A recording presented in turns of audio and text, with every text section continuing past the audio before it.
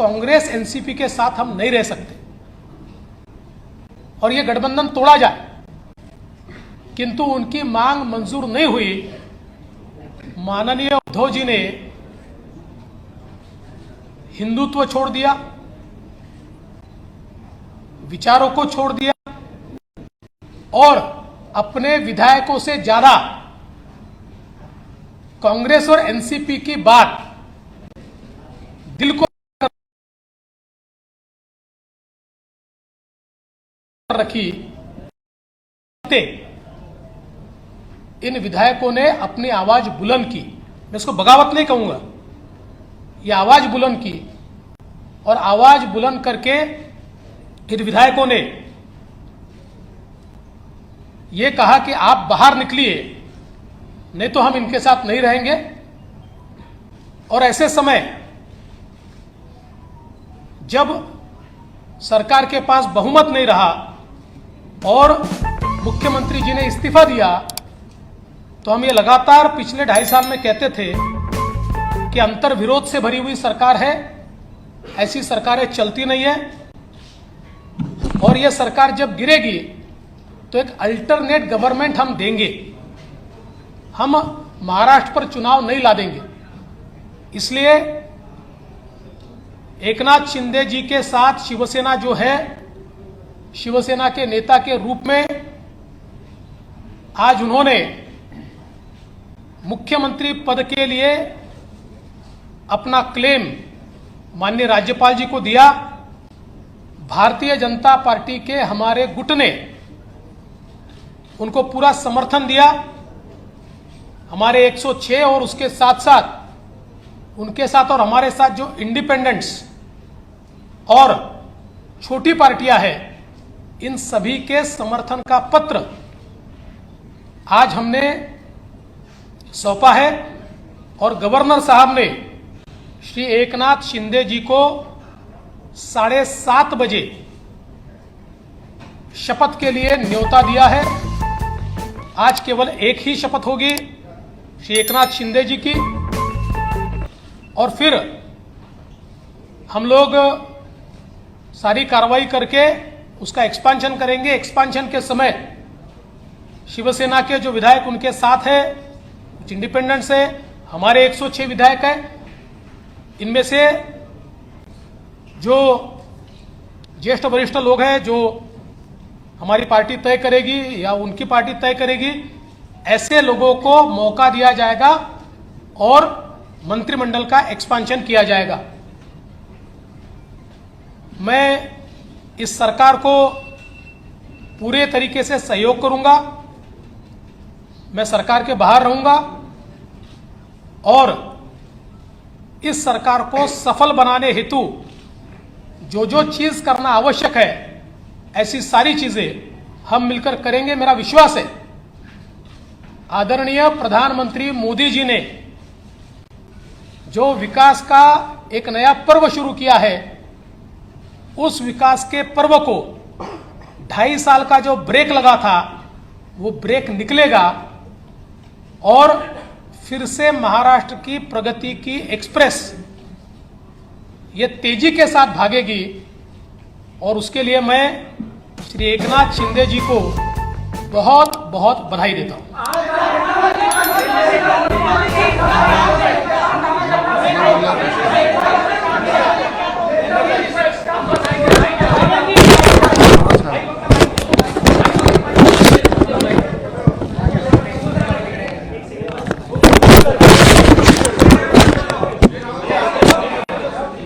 चालू है कभी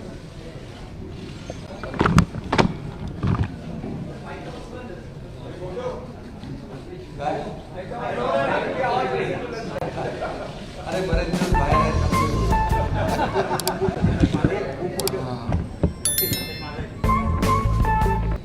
आजच्या पत्रकार परिषदेमध्ये उपस्थित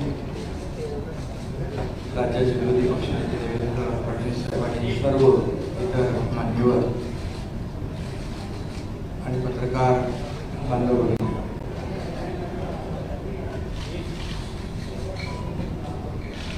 खऱ्या अर्थाने आज आम्ही जो निर्णय घेतला त्या बाबतीमध्ये आपल्या सगळ्यांना माहिती आहे. मी वारंवार आपल्याशी बोललेलो आहे की बाळासाहेबांचं हिंदुत्व, त्यांची भूमिका आणि जे आमदार आहेत त्यांच्या मतदारसंघातील विकास कामं आणि राज्याचा विकास हा अजेंडा घेऊन आम्ही पुढे निघालेलो आहोत. आणि शिवसेना पक्ष म्हणून जी काही कायदेशीर प्रक्रिया जी आहे, नियम आहे, 2/3 मेजॉरिटी आहे, त्यापेक्षा जास्तीचे आमदार आणि सहयोगी आणि अपक्ष आमदार असे जवळपास 50 आमदार आज आम्ही एकत्र आहोत. गेले काही दिवस एकत्र आहोत. एक वैचारिक भूमिका, एक राज्याचा विकास आणि जे काही 2.5 वर्षापूर्वी घडलं ते आपल्या सगळ्यांना माहीत आहे. फडणवीस साहेबांनी त्या बाबतीमध्ये भाष्य केलेलं आहे. गेल्या काही काळामध्ये आम्ही मुख्यमंत्री महोदयांना, आमदारांनी देखील आपल्या मतदारसंघातल्या समस्या असतील, विकास प्रकल्प असतील, अडचणी असतील या बाबतीमध्ये वारंवार माहिती दिली आणि करावयाची दुरुस्ती याची मागणी देखील केली. मी देखील अनेक वेळा त्यांच्याबरोबर चर्चा केली. जी काही आपली नैसर्गिक युती होती, आपण एकत्र निवडणुका लढवल्या आणि त्यानंतर महाविकास आघाडी स्थापन झाली. परंतु त्या बाबतीमध्ये आमदारांमध्ये असलेली जी काही नाराजी होती आणि मतदारसंघामधले जे प्रश्न किंवा पुढच्या निवडणुकीमध्ये निवडणूक लढवणे किंवा जिंकणे यामध्ये देखील येणाऱ्या अडचणी हे सगळं लक्षात घेऊन आणि कुणाला काहीतरी पाहिजे, कुणाला काही मंत्रीपद पाहिजे किंवा आणखी काही वैयक्तिक स्वार्थ असा कुठलाही मनामध्ये न ठेवता आतापर्यंतच्या महाराष्ट्रातल्या घटना आपण जर पाहिल्या तर अपोजिशन करून आपण रुलिंगकडे जात असतो. परंतु हे जे काही घटना आहे ते रुलिंग करून अपोजिशनकडे जाण्याचा एक प्रकारचा, तसं बघितलं तर तशी घटना आहे. कारण मी देखील मंत्री होतो, नगरविकास मंत्री, आणि माझ्यासोबत देखील अन्य मंत्री या मंत्रिमंडळामध्ये काम करत होते. परंतु राज्याच्या हिताच्या दृष्टीने, भविष्याच्या दृष्टीने जे काही घडत होतं, काही मंत्रिमंडळातले सहकारी त्यांच्यावर ज्या काही झालेल्या कारवाया असतील, आणखी अनेक इश्यू होते. महाविकास आघाडीमुळे ते निर्णय घेता येत नव्हते. आता काही आम्ही जेव्हा एक बाळासाहेबांची वैचारिक भूमिका घेऊन पुढे गेलो हिंदुत्वाची, त्यास काही निर्णय झालेले आहेत, त्याचं स्वागतच आम्ही केलेलं आहे. परंतु हे सगळे पूर्वीच आपण करायला पाहिजे होते. परंतु महाविकास आघाडीमुळे काही मर्यादा असू शकतील. पण हे सगळं होत असताना आपल्याला माहित आहे की 50 आमदार म्हणजे 40-39 आणि बाकी 50 आमदार जेव्हा वेगळी भूमिका घेतात याचा अर्थ, त्याचं कारण, त्याचं आत्मपरीक्षण करण्याची आवश्यकता होती. कारण एखादा ग्रामपंचायत सदस्य किंवा नगरसेवक देखील आजच्या काळामध्ये अशा प्रकारचं पाऊल उचलताना आपल्याला दिसत नाही. मग एवढ्या मोठ्या प्रमाणावर हे 50 लोक एकत्र येतात. आणि मला तर काय, मी नगरविकास मंत्री होतो, मला ज्या काही अडचणी होत्या त्या बाजूला राहू द्या.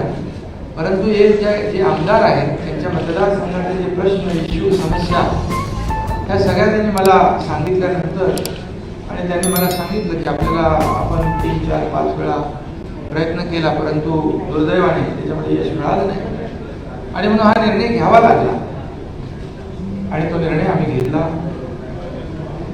राज्याच्या हितासाठी, महाराष्ट्रातल्या जनतेच्या मनामध्ये असलेल्या अपेक्षा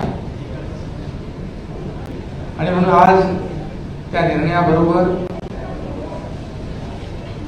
देवेंद्र फडणवीस साहेबांनी जो निर्णय घेतला, आज भारतीय जनता पक्षाकडे जवळपास 106 आणि इतर अपक्ष जवळपास 120चा आकडा संख्याबळ त्यांच्याकडे आहे. असं असताना देखील खरं म्हणजे मुख्यमंत्री पद तेही घेऊ शकले असते संख्याबळानुसार, परंतु त्यांनी मनाचा मोठेपणा दाखवून बाळासाहेबांच्या शिवसैनिकाला या ठिकाणी पाठिंबा दिला. त्याबद्दल त्यांना मनापासून मी त्यांनी जे मोठं मन दाखवलं त्याबद्दल मी आदरणीय पंतप्रधान महोदय मोदी साहेब असतील, त्याचबरोबर गृहमंत्री अमित शहा साहेब आहेत, देवेंद्रजी आहेत आणि त्यांचे सर्व सहकारी इकडे बसलेले आहेत, त्यांचं मनापासून मी खऱ्या अर्थाने आभार मानतो, त्यांना मनापासून धन्यवाद देतो. ही एक ऐतिहासिक घटना आहे. हे कुणाला जर काहीतरी पद पाहिजे, मंत्रीपद पाहिजे, मुख्यमंत्री पद पाहिजे असं काहीच नाही. मी देखील कुठलीच अपेक्षा केली नव्हती, परंतु जे काय घडलेलं आहे हे वास्तव आपल्या समोर आहे. जी काय अपेक्षा या राज्यातल्या जनतेची आहे ती अपेक्षा पूर्ण करण्यासाठी दिवस रात्र आम्ही सगळेजण मिळून एक करू आणि राज्याला विकासाकडे नेण्याचं काम नक्की केलं जाईल. देवेंद्रजी आमच्या पाठीशी आहेत, पण ते म्हणजे एवढा मोठ्या मनाचा माणूस आपण पाहू शकत नाही, मिळणार नाही. ते मंत्रिमंडळात नसले तरी सुद्धा ते त्यांनी सांगितलंय की या राज्याच्या विकासासाठी ते आमच्या सगळ्यांच्या सोबत आहेत. हा त्यांचा मनाचा मोठेपणा आहे आणि आजकालच्या राजकारणामध्ये काय मिळेल हे आपण प्रत्येकजण पाहत असतो, परंतु मिळत असताना, घेऊ शकत असताना ते दुसऱ्याला देण्याची जी काही या ठिकाणी उदारता दाखवली अशी उदाहरणं फार आजकालच्या त्याच्यामध्ये दुर्मिळ आहे. एवढंच मी या प्रसंगी सांगतो. बाकी मी पुन्हा एकदा मनापासून सगळ्यांना धन्यवाद देतो.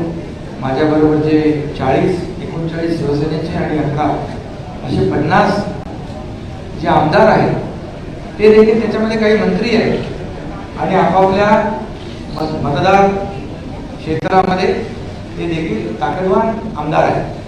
असं असताना एकीकडे सत्ता अपक्ष, एकीकडे खूप मोठे मोठे नेते आणि दुसरीकडे एकनाथ शिंदे सारखा एक छोटा कार्यकर्ता याच्यावर विश्वास ठेवणं आजकालच्या काळामध्ये फार कठीण आहे. परंतु या सर्व 50 आमदारांनी जी लढाई या ठिकाणी लढलेली आहे, जे वैचारिक भूमिका घेऊन, बाळासाहेबांच्या हिंदुत्वाची भूमिका घेऊन, किंबहुना आमचे धर्मवीर आनंद दिघे साहेबांची जी काही शिकवण आहे आम्हाला, जिथे अन्याय होतो तिथे आवाज उचलणं आणि अन्यायाला वाचा फोडणं हे करण्याचं काम या 50 आमदारांनी केलेलं आहे. त्यामध्ये माझे काही सहकारी मंत्री आहेत, त्यांना मी खऱ्या अर्थाने मनापासून धन्यवाद देतो. कारण तीच खरी ताकद आज हा इतिहास घडवू शकलेली आहे आणि म्हणून त्यांनी जो माझ्यावर विश्वास दाखवला आहे त्या विश्वासाला कदापि तडा माझ्याकडून जाऊ दिला जाणार नाही आणि जे काही त्यांना यापूर्वी आलेले अनुभव आहेत त्याची पुनरावृत्ती देखील होणार नाही अशा प्रकारची ग्वाही या ठिकाणी देतो. कारण आता तर आपली ताकद वाढलेली आहे, म्हणजे इकडे 120 आणि ते 50 आणखी किती येतील माहित नाही. तर एक मजबूत सरकार या महाराष्ट्रामध्ये आपल्याला पाहायला मिळेल आणि त्याला आदरणीय पंतप्रधान महोदयांचं, आदरणीय गृहमंत्री महोदय जे अमित शहा साहेबांचं, नड्डाजी आपले JP नड्डा जे आहेत अध्यक्ष, या सर्वांचं पाठबळ मिळेल आणि ज्या राज्याबरोबर केंद्र सरकारची ताकद उभी राहते विकासामध्ये कुठलेही अडथळे त्यामध्ये येणार नाही अशा प्रकारचं एक मजबूत सरकार एक या राज्याला आपल्याला पाहायला मिळेल. हे सरकार लोकांच्या मनामधल्या अपेक्षा आकांक्षा पूर्ण करण्यासाठी कटिबद्ध आहे आणि राज्याची जी काही प्रगती आहे ती वेगाने करण्यासाठी आम्ही सर्वजण प्रयत्न करू एवढंच मी आपल्यासाठी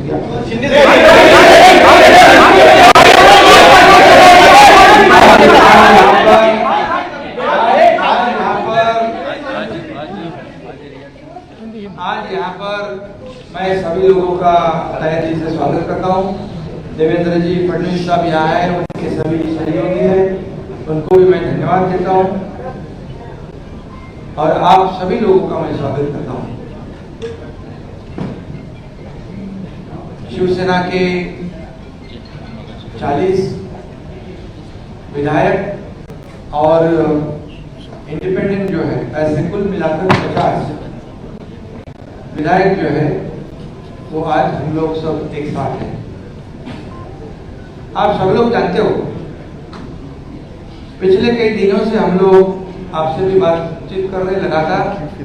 हम लोगों ने हमारे शिवसेना प्रमुख बाला साहेब ठाकरे जी की हिंदुत्व की जो भूमिका है, उनके जो विचार है, हमारे धर्म में आनंद जी के सामने जो हमें सीख दी है, ये इसको आगे हम लोग बढ़ाने की कोशिश कर रहे हैं.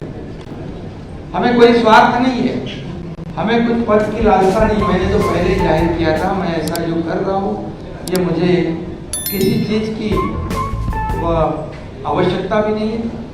लेकिन जब लोग अभी तक की कई घटनाएं आप लोगों ने देखी है कि अपोजिशन में से रूलिंग की तरफ लोग जाते हैं, लेकिन हम लोग रूलिंग में थे, रूलिंग पार्टी में थे, सत्ता पक्ष में थे.